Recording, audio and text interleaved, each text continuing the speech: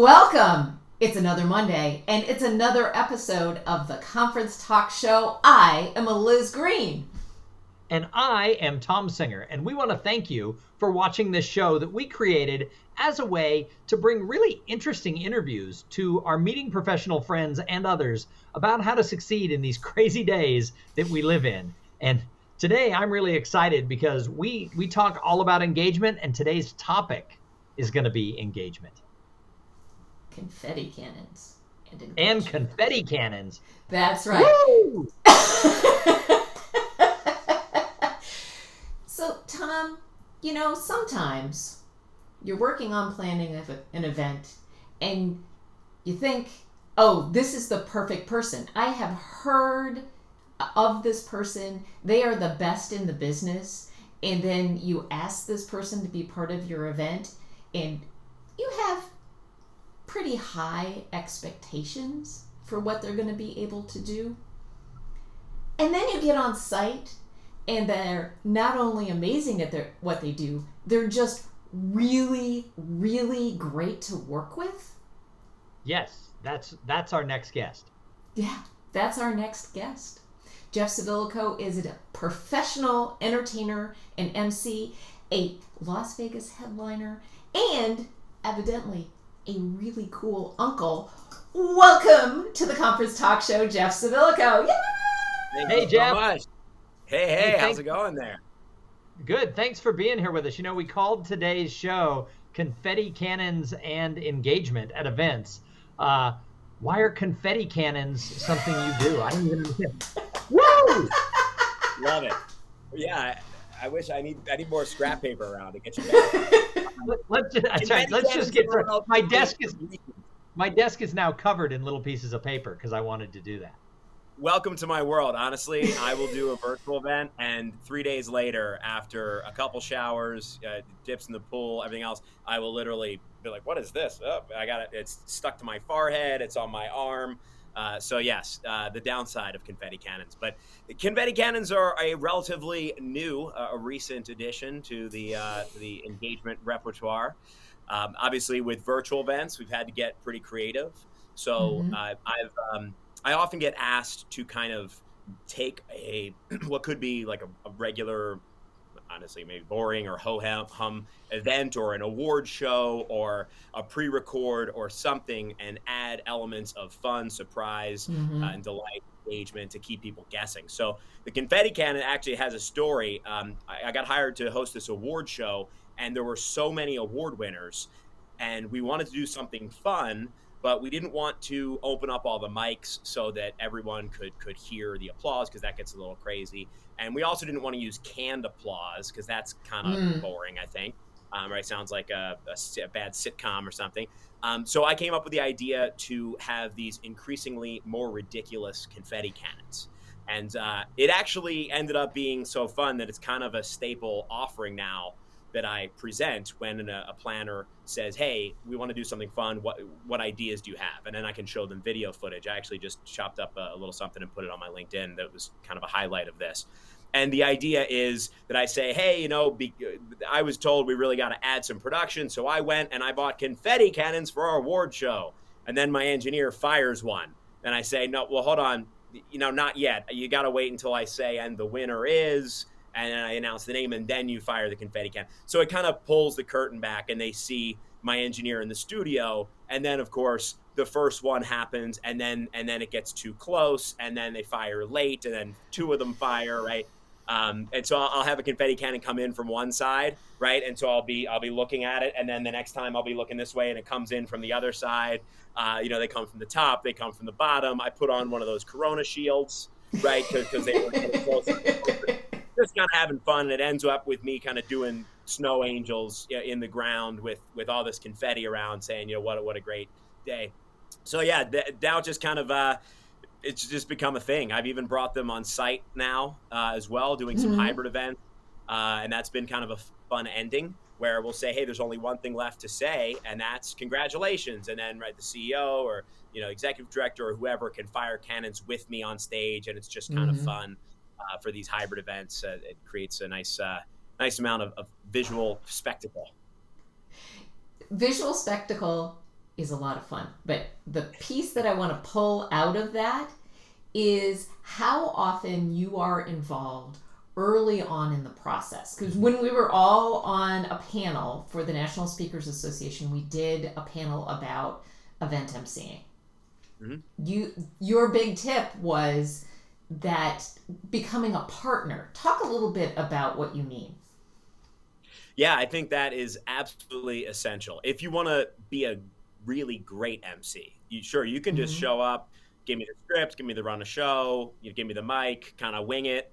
And a lot of people can get away with that if they're good on stage, they're quick on their feet. But to really go next level, I like to build custom programs, custom engagement pieces. So honestly, it's a little job security as well, because when you build yourself into the process, planners want you around because they have to top their event next year. And they say, well, I don't know what he's going to do or how we're going to do this, but I want Jeff on board. Whether it's I'm designing a custom game show for the staffing industry, or I'm writing a specific, comedy bit that's talking about, their industry, or tomorrow I'm doing a show for the Idaho Growers Association. So I'll be juggling potatoes and making things very, very specific to them and their world. So yeah, I think it's just such a hard job that event planners have, meeting planners. Everybody knows how stressful it is. And when they have talent that they can lean on that really cares and will kind of go that extra mile to make sure that they're comfortable and that the event is a big success, I think that is just priceless. So, Jeff, I have an interesting question, because for Eliz and for me, and obviously for you, that kind of goes without saying that you're going to partner with the event planner. You're going to be creative. You're going to be flexible. You're going to try new things. Right. But why is this so revolutionary that a speaker or an MC won't just phone in their canned, presentation? Why is this something we even have to talk about? I don't know, but it is. You're right. The reason why you and Eliz would do that naturally is because you're some of the best in the business, right? So that, of course, you're thinking, well, obviously, I want to make this really special. I want to build a connection, but it doesn't happen so often. I think for keynoters, oftentimes it's some you have your stump speech, and then people say, well, we don't want that. We want you to customize for our event, right? So that's a little more understood and relatable. But I think for an MC or for an entertainer, I think that's not as naturally implied. And I agree with you. I think it should. I think a lot of times event planners don't know the difference until they experience it. Because they'll be like, yeah, we had this MC, like Jimmy, yeah, he was great. Sally she was fine, yeah, it was good. It's like she was fine, she was good. He was okay, yeah, it was great. But that's very different than, oh my gosh, like we got to get Eliz involved from day one.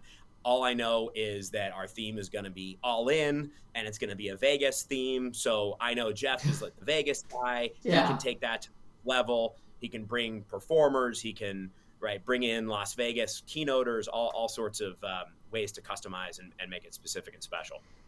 Well, one of the things that I watched you do when we were both in the planning process of the National Speakers Association Influence 2021 conference, where you were our WOW MC. If you remember, if you've watched other episodes, the WOW MC, let me be clear. Jeff could do any of the roles that we talk about, and probably, in fact, does all of the roles every time he is an MC.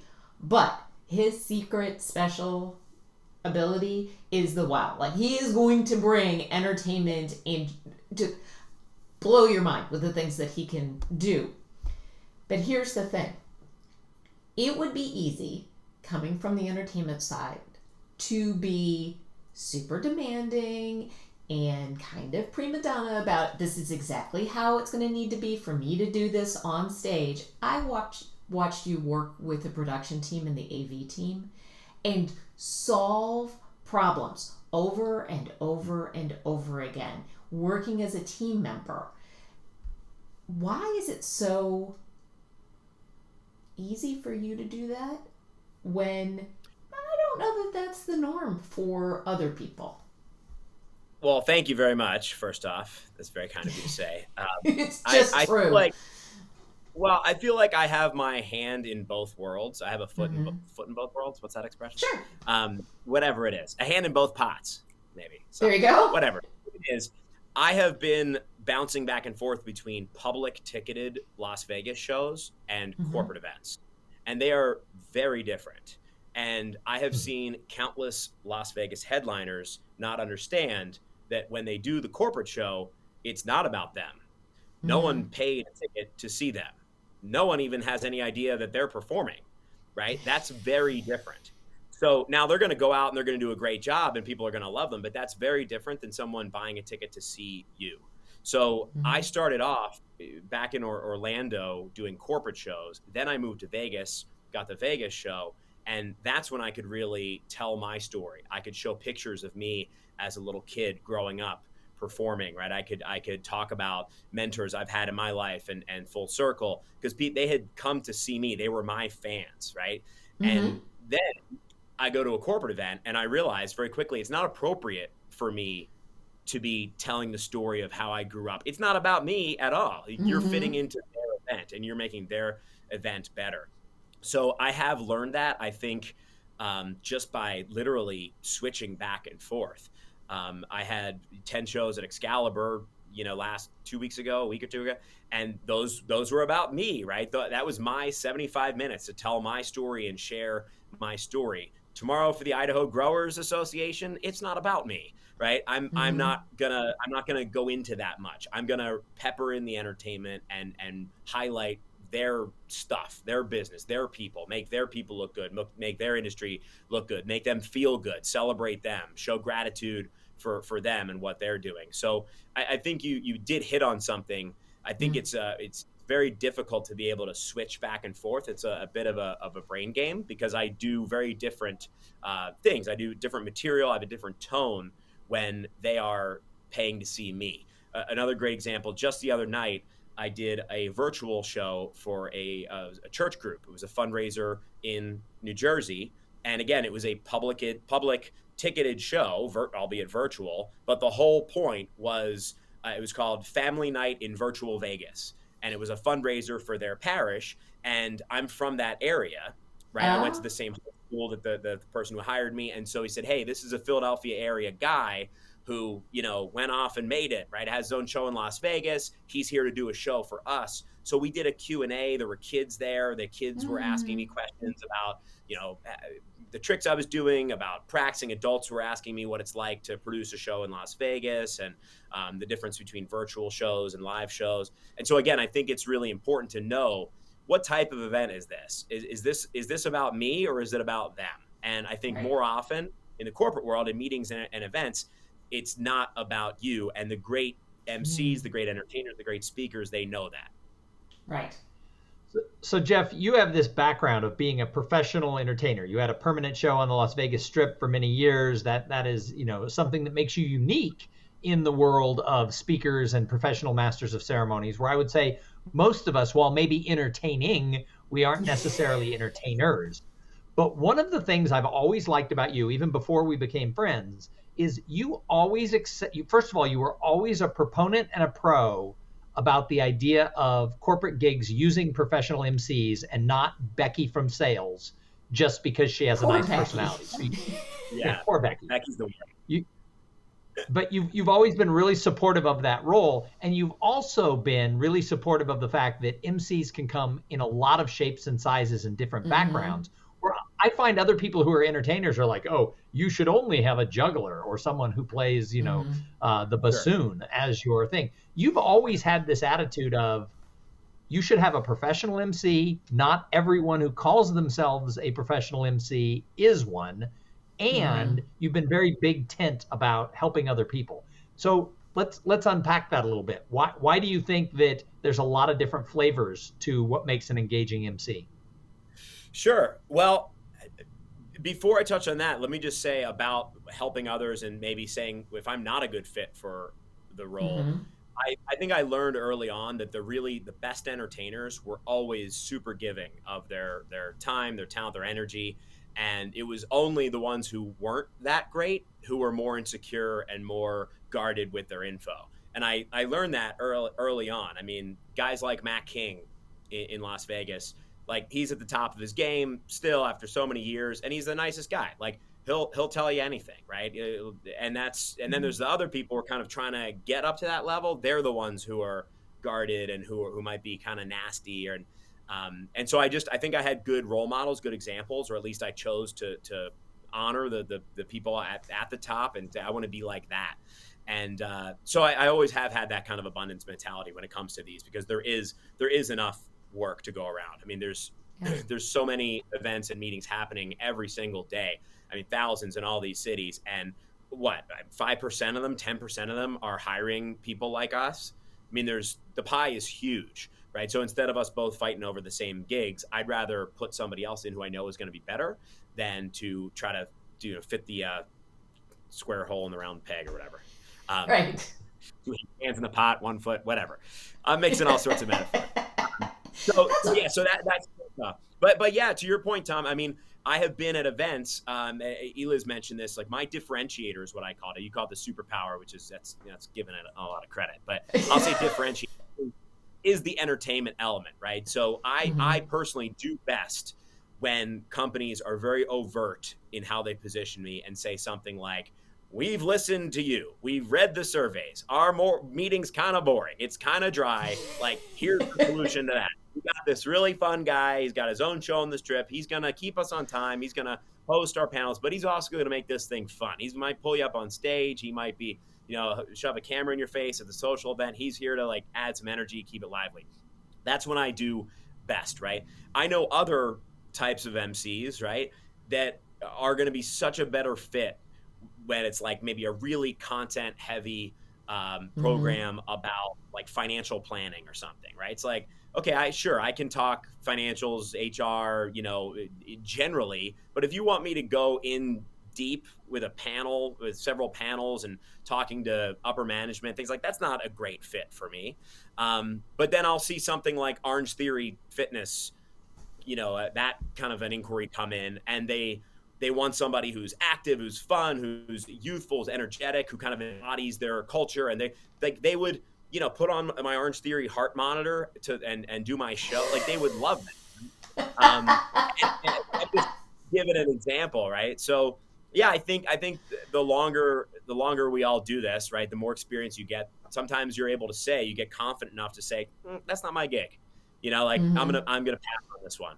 And I think early on, I was just super hungry to take anything. And I think a lot of that is because you're not sure if the right kind of gigs are going to come in. But once you really find your niche, you find your voice, your sweet spot, you go over better, and they're more enjoyable. And I just think you learn to be more selective. And honestly, I didn't really have other people to recommend before 5 years ago or so. Now I can recommend you both. I can recommend Scott Bloom, John Petz, like all these different folks, Ome Congo, Patty, etc. So now I build this roster of people who say, oh, you know what?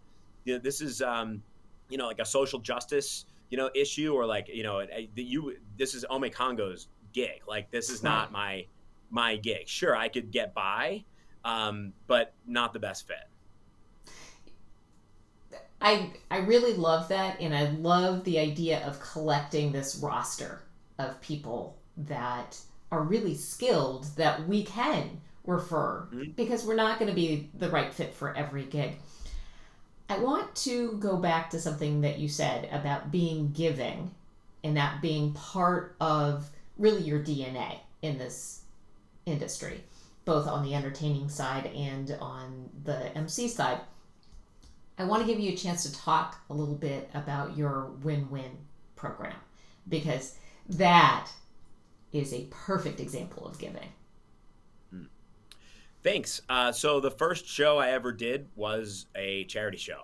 So that's where it comes from. I was kind of doing little shows in my kitchen for my parents, my grandmom after dinner.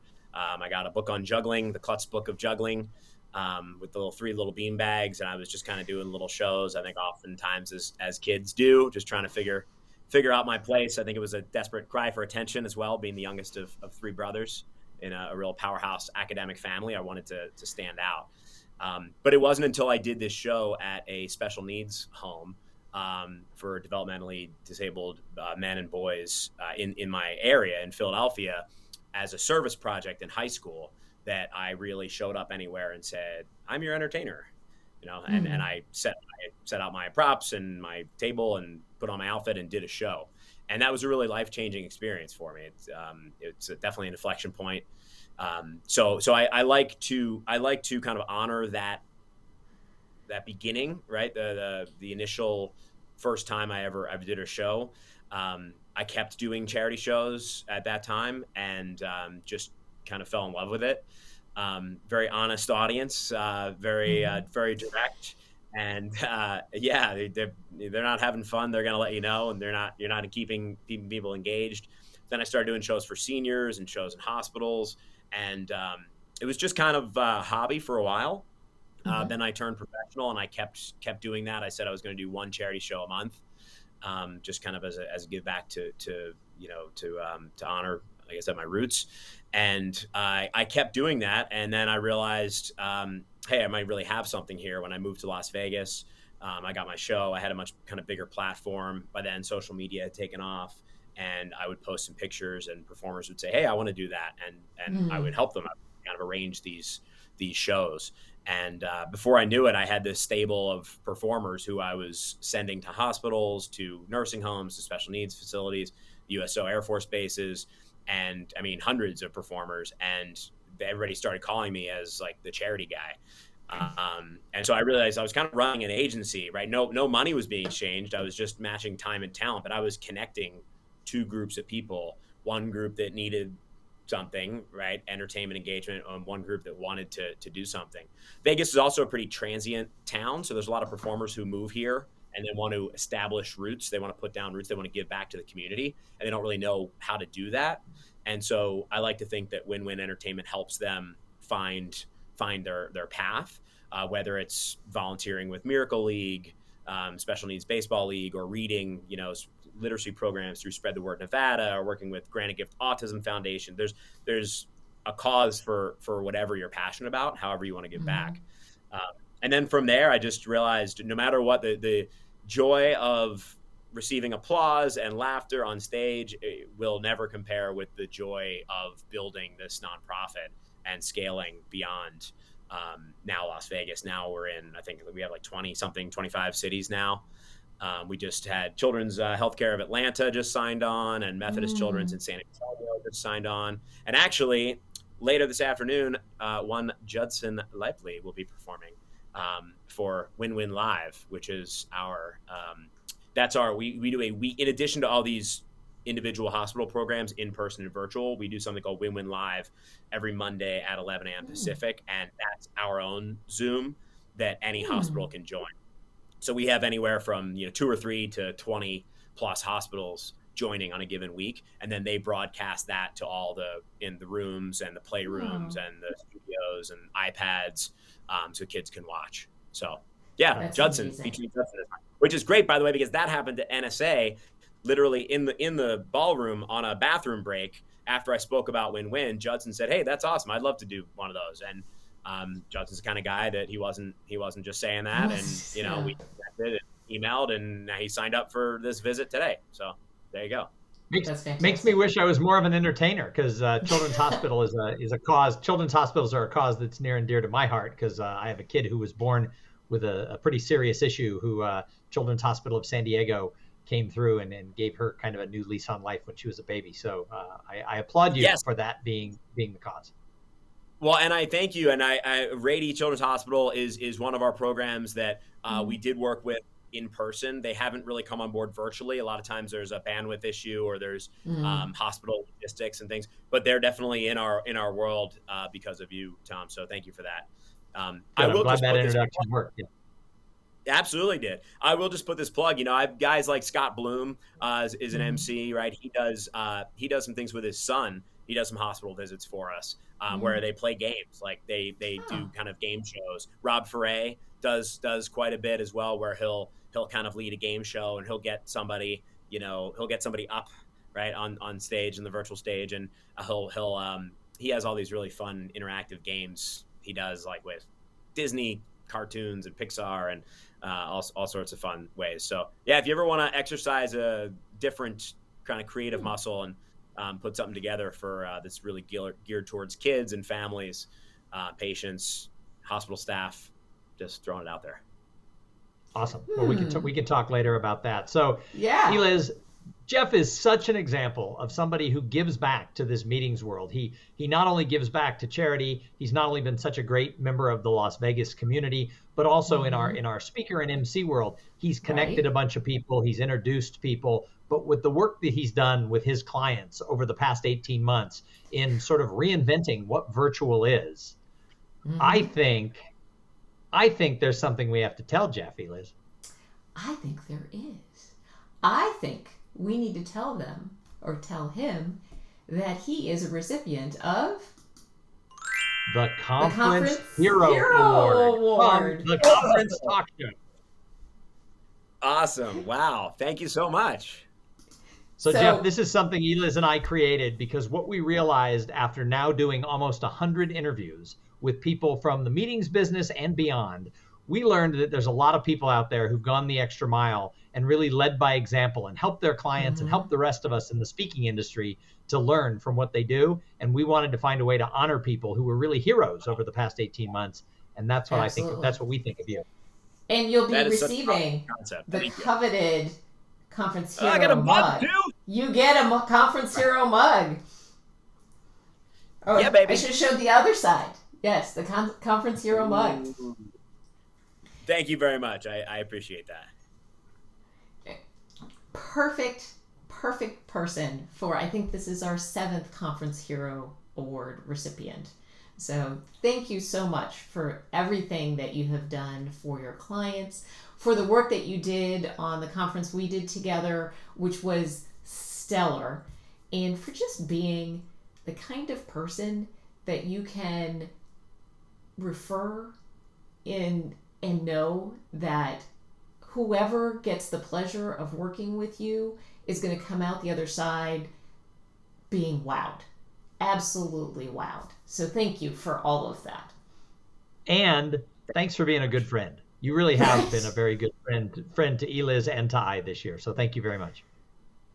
Awesome. I'm glad that we've gotten to know each other over the past year. It's funny when you think about meet so many people at these events and have these connections. I honestly feel like I've met and connected with more people in the last year and a half.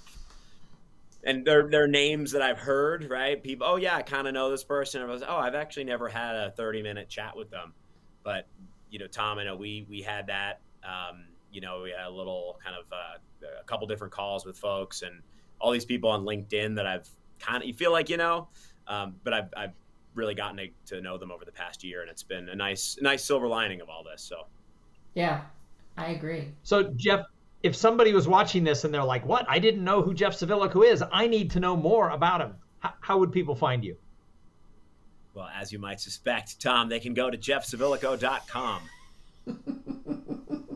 As you might more suggest. About my nonprofit at winwinentertainment.org.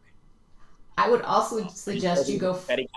Yeah, I was just gonna say, go to LinkedIn, find Jeff, and go see the Confetti Cannon video. It is, everybody needs a big smile on Monday morning. That is the way to go about it.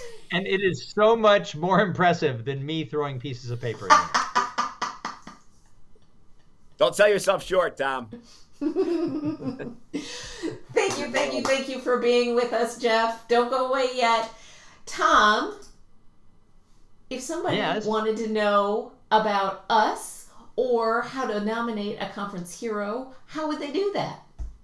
Well, if you want to find out about Eliz and I and how to work with us together or with us separately, you can find out all that information at conferencetalkshow.com. And if you want to see everybody who has been awarded the Conference Hero Award and somebody who should be nominated to be a conference hero, you can go to conferenceheroaward.com. Indeed, you can. You can find us every Monday, well, almost every Monday, because next Monday is Labor Day and we're not doing a show on Labor Day. But most Monday mornings at 11 a.m. Central Time, you can find us at conferencetalkshow.live. You can catch all of our episodes on YouTube at conferencetalkshow.watch. Oh my goodness, Jeff. Thank you for being with us. We appreciate it. We will see all of you in 2 weeks. Have a great Labor Day weekend and a great rest of your week. See you in 2 weeks. Thanks Bye, for y'all. having me.